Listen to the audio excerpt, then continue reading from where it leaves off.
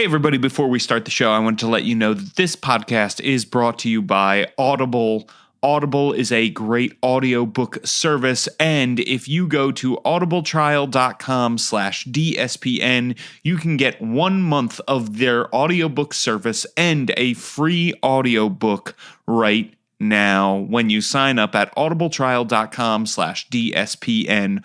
One book that you might like is the incredible Sly Flourish's Fantastic Locations. Sly Flourish's Fantastic Locations, of course, by the one and only Sly Flourish, aka Mike Shea, read aloud by DSPN's own Rudy Basso. So check it out. Head on over to audibletrial.com/DSPN to get your copy of Sly Flourish's Fantastic Locations or any other audiobook from their thousands of titles. This is Tabletop Babble. I'm James Introcaso.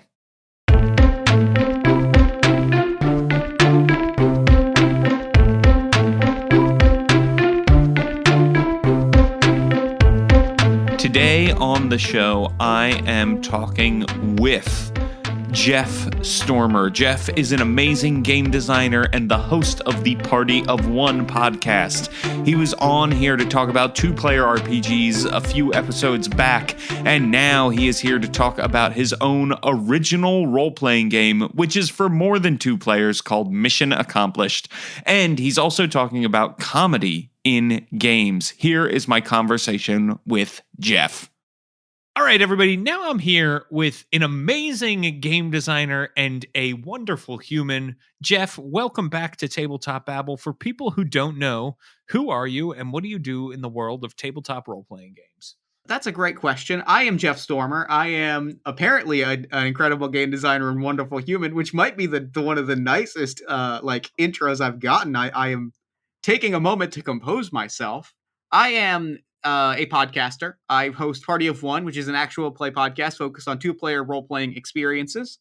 I'm also one of the co-hosts of All My Fantasy Children, which is a podcast about collaborative character creation and world building as powered by listener-submitted prompts. I am the unofficial LARP designer of the Olive Garden restaurant, which is an ongoing feud that I have been sort of one-sidedly... They're going to acknowledge me one day, is what it is. I'm putting this out there. They're going to acknowledge me. I feel like they should have at least given you a free pasta pass, but we'll get to that later. We'll get to that. I agree. I have my demands. But, and then last but certainly not least, as I imagine it's going to be the thing we talk about a lot in this interview, I'm a game designer with a game on Kickstarter. I believe at the time of this episode's release right now, called Mission Accomplished. There is a salute in the title, which you don't pick up fully in the audio or text mediums, but it's there.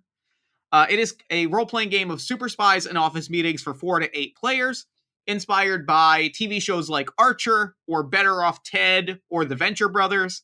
It is a game in which a team of super spies, having just returned from saving the world, sit down with middle management in a team conference room to hash out who gets the credit for what went right and who gets the blame for what went wrong. It sounds like a ton of fun, and you are definitely an accomplished person in the world of tabletop role-playing games. And I think the fact that, you're known for Party of One for your two-player RPGs. So I think a lot of people are surprised to hear that the guy who hosts Party of One is making a more than two-player role-playing game. There's definitely an irony in that I am distinctly aware of, that the game that I'm sort of bringing to Kickstarter and giving like the full, soft cover book publishing treatment, not only does not work with 2 players, but it also doesn't work with 3 players. It really has the social structures of the game are very specifically built for 4 players, and then it expands to very large groups very nicely. I am painfully aware of the irony there. And it sounds like maybe you've gotten that question a few times already. Mainly from my own brain of like, I know this is going to be a thing. I know this. How do I approach it? Turns out I've tried it. I have a 2-player hack of it in the back of my mind, but like there are parts missing that I can't quite make work. And what is the Olive Garden role playing game? For listeners who don't know, it's one of the most magical things that's ever come across the Twitterverse. So I would love for you to let people know what this Olive Garden role playing game is you came up with. So I wrote a LARP called When You're Here, Your Family. It is an Olive Garden LARP for 2 or more players. There's the 2-player role playing. And the way that it works, the central mechanic of When You're Here with Your Family is the unlimited soup, salad, and breadsticks promotion of the Olive Garden restaurant. The idea is you go there, and through enjoying the unlimited soup, salad, and breadsticks, you play through sort of a LARP scenario. It has become one of the things that I'm probably most known for, and I really have not fully parsed how I feel about that. Yeah, so it was picked up by Kotaku and has exploded from there. And so yeah, so you have made this LARP, but Olive Garden does have yet to recognize it, right? They have not acknowledged the tweets in any capacity. They have not responded to me. They have not declared me their official LARP designer. Listen, my demands are very simple. I want the title of official LARP designer. I do not need money. I do not need authority. I just want the title. I want what I estimate to be a $15 Olive Garden gift card, enough for 1 serving of unlimited soup, salad, and breadsticks, plus a soda, and then I will cover tip. I am extending that as a bargaining chip to the Olive Garden. I also want a t-shirt or a hat that says Olive Garden. And then access to their InDesign files so that I can make the official PDF release of When You're Here, Your Family look like an Olive Garden menu. These are my demands. It's funny because they are very simple. I don't think that they're unreasonable. I don't think that they are an unreasonable set of requests. No, in fact, a large chain restaurant. In fact, I think you should get an annual pasta pass. If it were me, I think you should get free pasta from the Olive Garden for life. That's my ideal. I'm not even. It occurred to me as I was laying out the demands that I have made today that I'm not actually asking for pasta, which I feel like I could, but I'm not. And I feel like that's just all the more reason for the Olive Garden to get at me. I agree. Well, it's delightful and people should check it out. But we are here to talk about Mission Accomplished today, which I am very, very excited about. So you said it's inspired by shows like Archer. Could you expand on that a little bit? So you're talking about this game where the mission has already occurred. So how does it work? So the way that works is, like you said, the game starts and the mission is over. Everyone has come back safely and alive, and whatever you were dispatched to do is completed. And the way it works is it's slightly kind of Rashomon-esque, where it's every player being like, well, here's what actually happened. And the way that it works is every player starts out by getting what the mission objective was, the thing that you accomplished, like mission control, which is sort of the game master role. It tells you, hey, this is what you were dispatched to do. Every player then has to add to that one thing that went wrong during the mission. And the trick is you don't know who the characters are yet, so you can't yet be like, well, this person messed something up. It's just, okay. For example, the scenario that I always like running with is Villains, which is the vast international league of larcenists, arsonists, and inventors of nefarious science, have created a weather control satellite. You have to go to an island and blow up like the satellite relay tower. Very James Bond, right? The idea is that's already happened. That tower blew up. The world is safe. Then each player has to go, okay, great. We're on an island. I'm going to say the satellite probably crashed and burned on that island and started a forest fire. So we have to account for the fact that like somebody allowed that to happen. And then the next player can say, okay, cool. We were on an island. Somebody didn't have their passport. Somebody didn't have their passport and we got held up at customs for a very long time trying to leave the country. So every player adds to that. So already you have this mission that was supposed to be X and you did that, but a bunch of things went wrong along the way. Then you make your characters. and the characters lay out like who they are and why they were exceptionally suited for the mission. Maybe you're a hacker, maybe you are a small arms specialist, and you create your character. And then the trick of the game, the magic of the game, is every player then takes 2 index cards and anonymously snitches on the person to their left and right to middle management by writing something on the index card that person either did well or did poorly.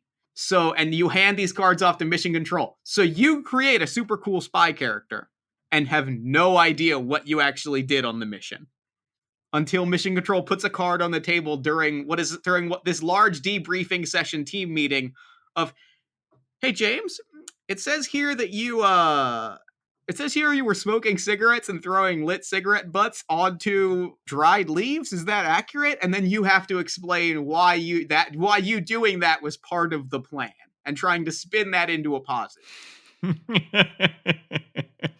I love that. I love that. So when you spin these things and you create your character, does your character, other than their sort of story and their role, do they have some sort of stats? Is there any sort of conflict resolution mechanic that uses dice or spoons or whatever? Or is it all sort of on the power of storytelling? It's all on the power of storytelling, but there's sort of 2 things. What you have instead of stats are you have what your character specializes in, and then 2 fun facts. Because I always say that this is about super spies, but it's also about office meetings. It is as much about our day jobs as it is about super spies. So you have to go around the table and have the most corporate icebreaker of introductory sessions where you tell us something about your work life, but also something about your personal life. Give us some fun facts, help us get to know you. And then during play, you spin things. You say, well, actually, I did this because X, Y, and Z. And mission control has 2 very large pools of dice in front of them. One good dice, which are commendation dice, and then citation dice, which are bad. And they kind of hand these out, and they're like, here, take this. You said that you did this. This really aligns well with our corporate values. Take a commendation. But you also admitted to doing these things wrong, so I'm going to hand you some citations as well. Then at the end of the game, everyone rolls all the dice in front of them. They kind of cancel each other out in fun ways, and you use that to determine who at the end of the meeting is getting that promotion, the one with the corner office, and who is getting taken out into a back alley and then redacted. Oh my god.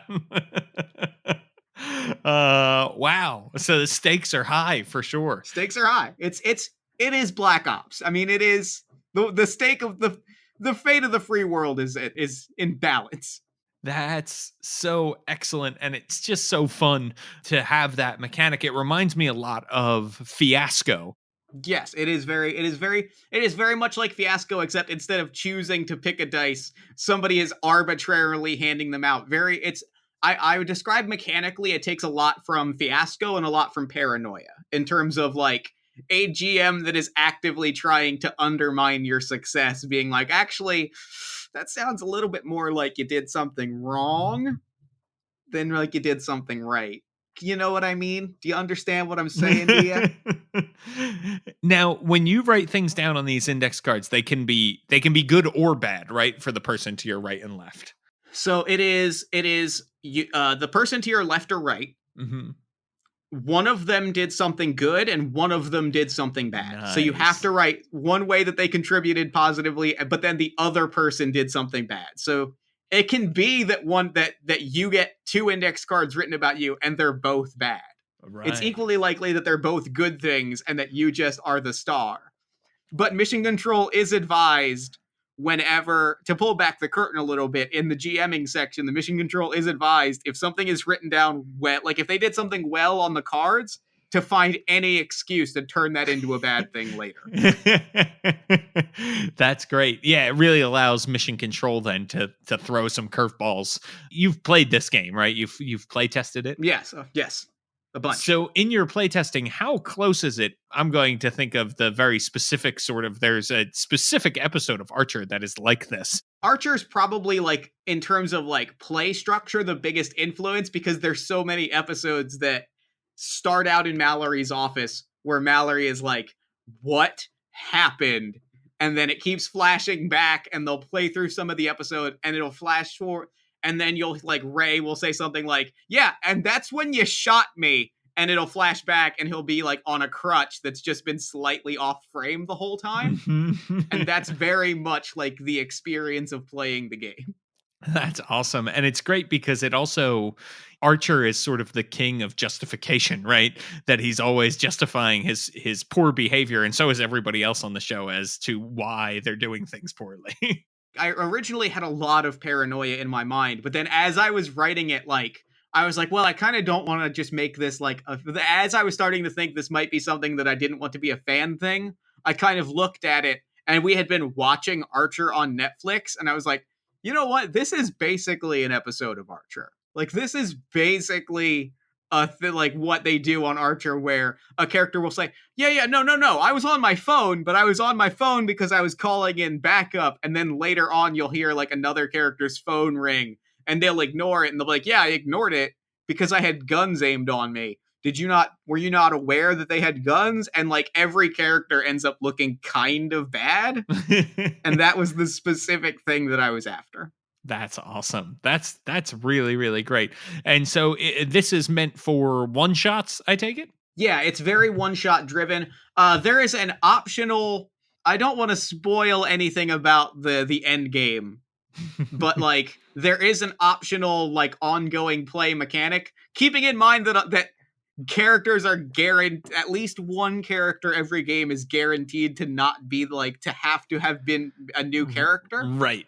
You could theoretically go from mission to mission and make it a longer thing, but it is built towards that very specific and very short, like 2-hour block, right? Like, it's one of the things I like about the game is that it's very quick. It plays in like 2 hours, including if you have, like, I've played it with, let's see, at Metatopia, I played the full game with, I think, 8 players, and we ended in about 90 minutes, like with rules, explanations, and everything. Like, it's a quick, it is a quick little game. That's really, really fun. And then when you are playing the game and somebody gets redacted, we're talking about them, they're dying, right? They're getting killed. The description of it is sort of left up to mission control, but like, the idea is whoever gets in last place, whoever's dice roll is the worst, is either, like, depending on how the game played out, the tone that you're going for, either killed or, like, burned or, you know, put on a desk job or deployed to the coldest depths of Siberia and just never spoken of again. The idea is that, like, whoever gets last place is very specifically, like, out of commission forever. Whether or not they are killed, they are gone. Wow. That is great. Don't go anywhere. There's more Tabletop Babble coming up. I'm Lisa Chen, and I host Behold Her, a monthly podcast that shines a spotlight on women in the world of tabletop games. There are so many women to behold in this amazing hobby, and our experiences as female gamers are as diverse as we are as individuals. Through one-on-one interviews, audio essays, and panel discussions, all centered around a monthly theme, the guests on Behold Her share their unique stories as players, game masters, designers, artists, organizers, and so much more. Their words are inspiring, uplifting, and informative. Check out Behold Her Podcast wherever podcasts are found, or visit beholdherpodcast.com. All right, back to the show. I know game designers hate getting questions about sort of the future when they haven't even put out the main game yet.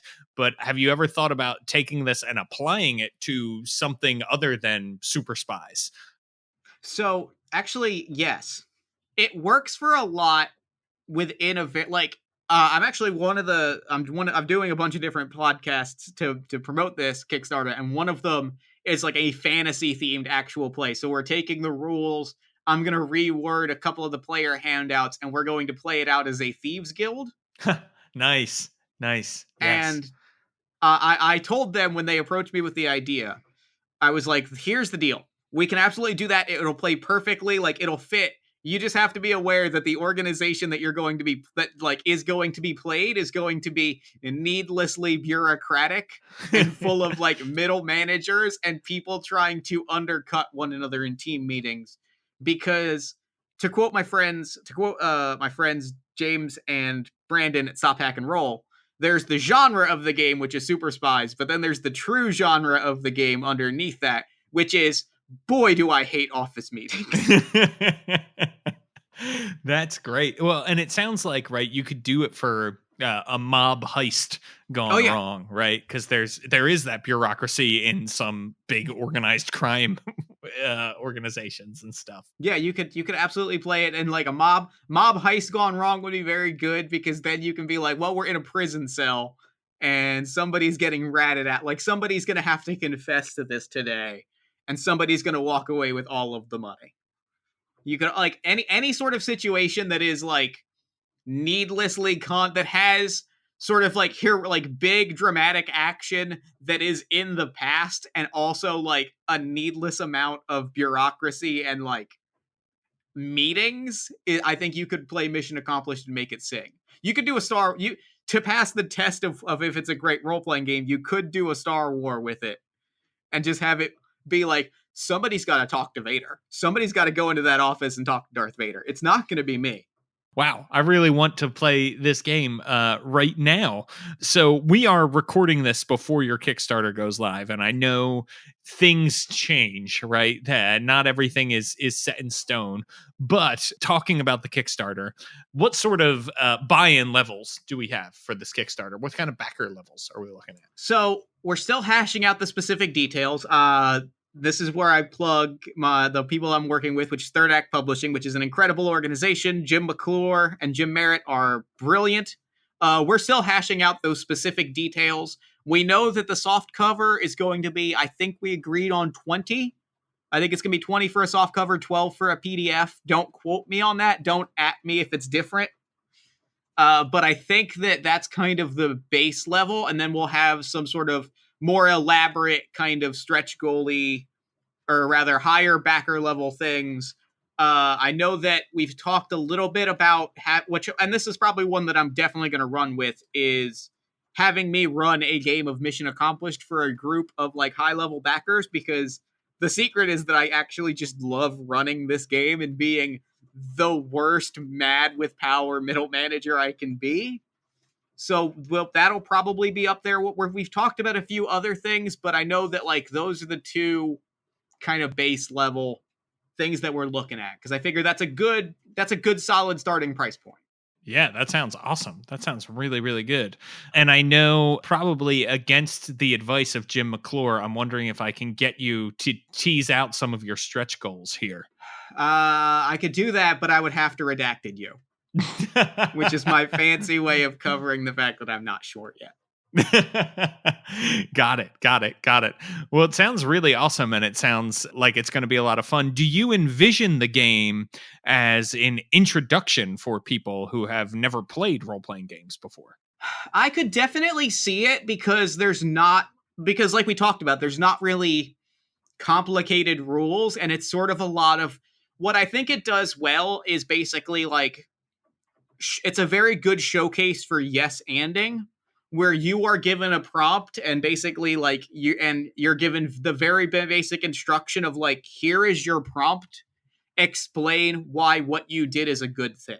You know, like, make yourself look good, but here is the prompt of what you're working with.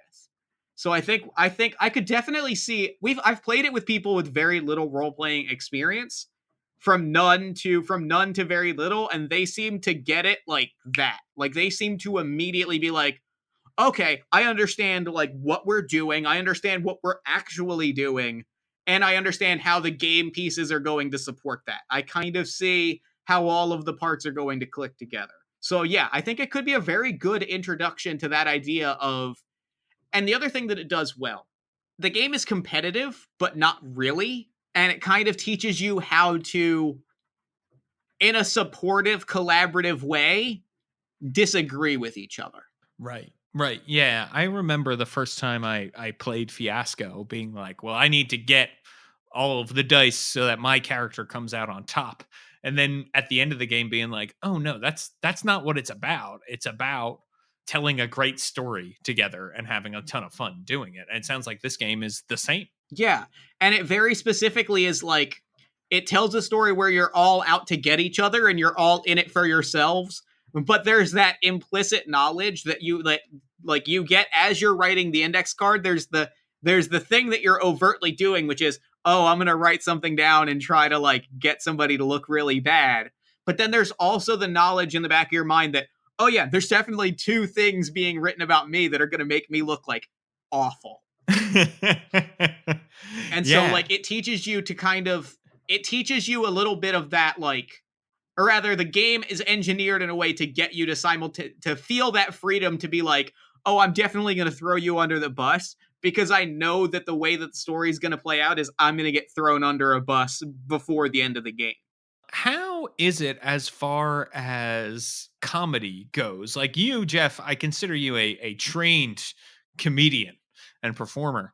So I would imagine you playing a game, it's very funny. But like, do you think the game mechanics naturally support a lot of comedy? I've had this conversation and I think they very much do. I think that we're gonna break some things down and peel back, because what's better in comedy than careful point by point analysis?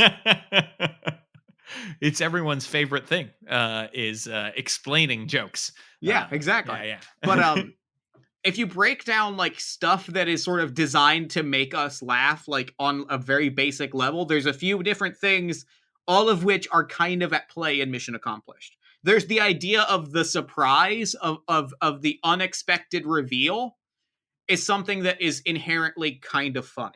Like there's a tension and release to that, which is like, I don't know what someone is going to say about what I did. And then when it's revealed that what you did was sneak off from the enemy base to record a podcast because the acoustics were really good, you're like, oh, well, that's patently absurd. And there's also the element of like, you could write very serious things down on the index card.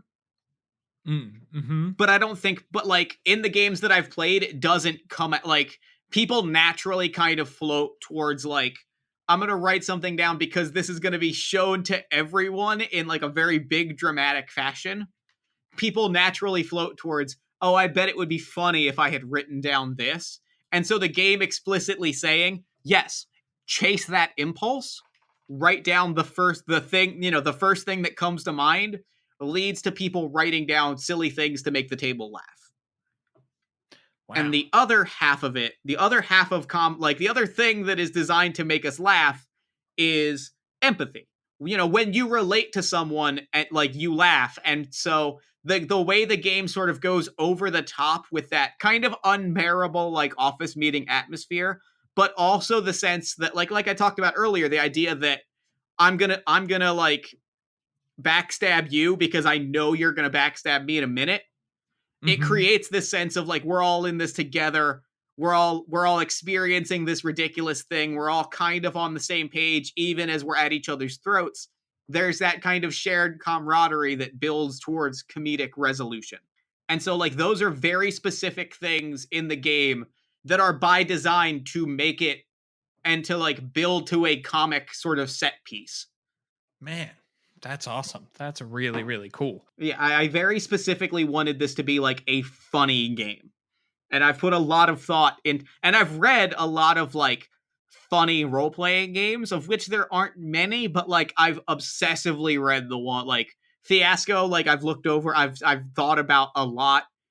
Baron Munchausen, there's a lot of Baron Munchausen in the game because you're supposed to be encouraged to like add details as somebody's trying to make themselves look good. You're encouraged to be like, well, actually, I thought it was more like this.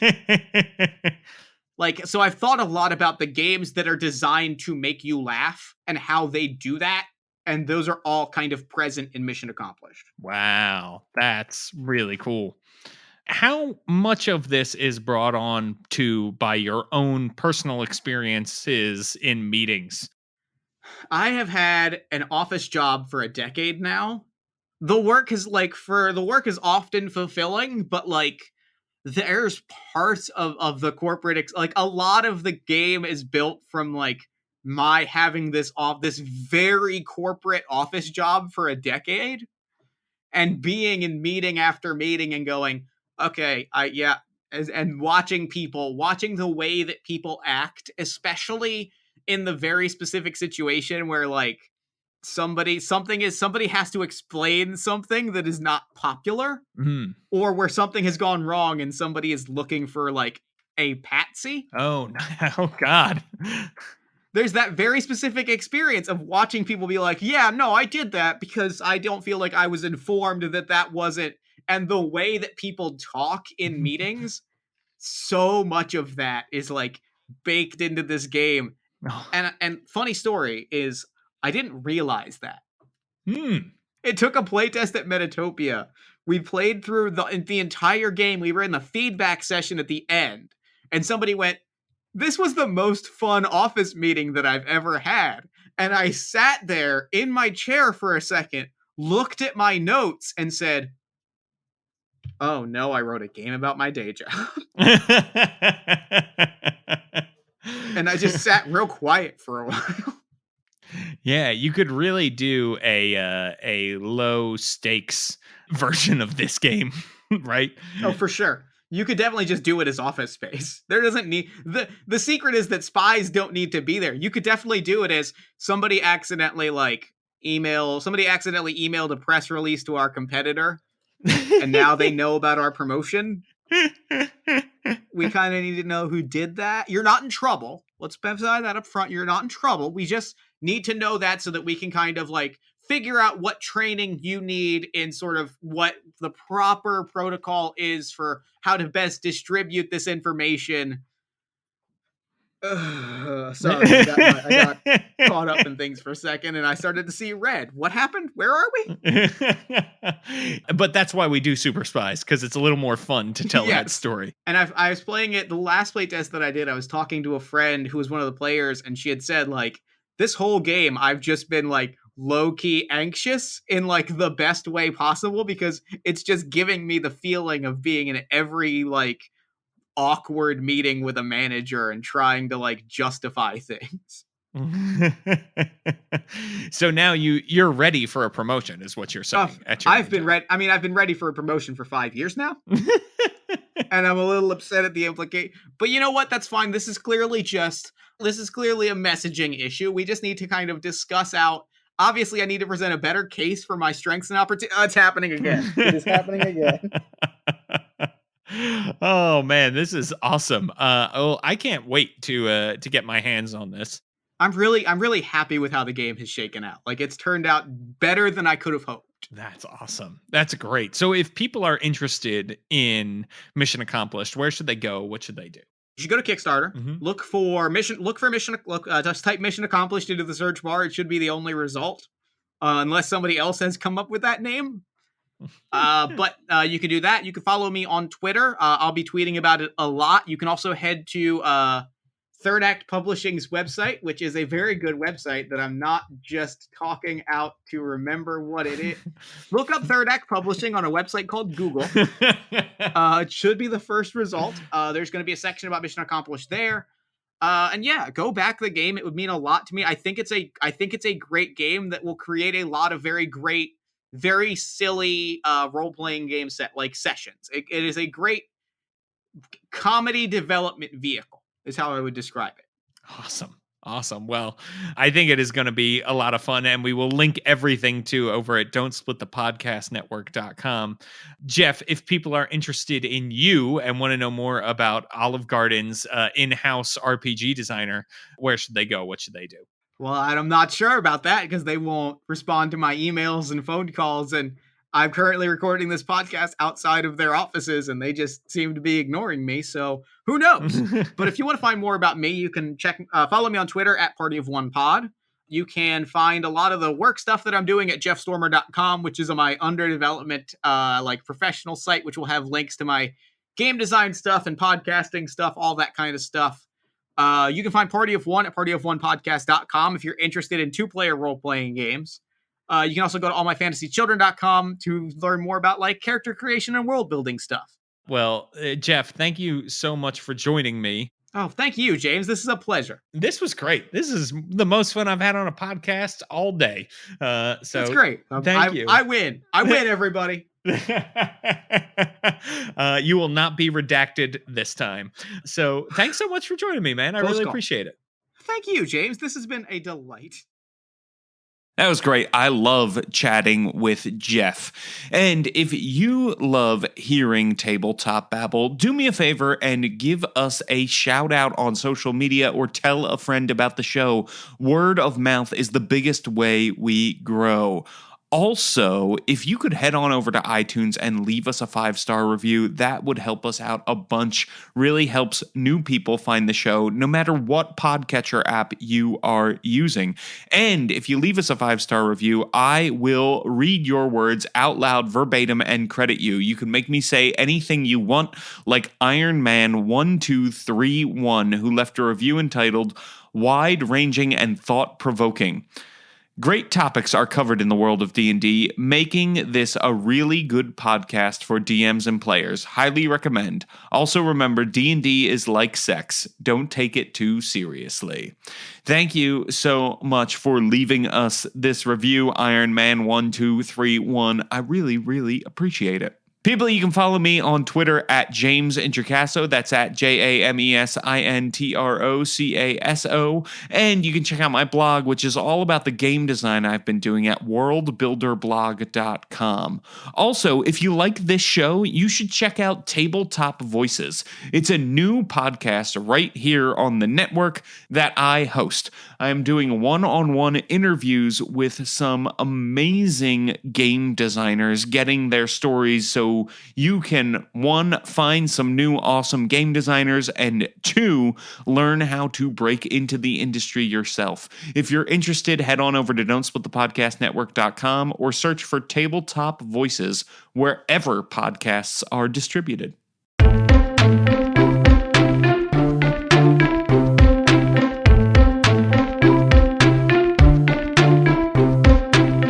Tabletop Babble is a show on the Don't Split the Podcast Network. Thanks to Rudy Basso for founding it with me.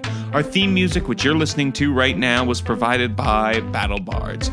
Don't forget that RPGs are like sex. Take it seriously or don't, but make sure that everyone who is involved is on the same page. Hey everybody, just wanted to let you know that this podcast was brought to you by Kobold Press and Tales from the Old Margrave. Tales from the Old Margrave is on Kickstarter right now. Forests and fantasy role-playing games are dark places full of secrets. The Margrave is an ancient enchanted forest that defends itself from those who cut its timber, poach its creatures, or steal its magic.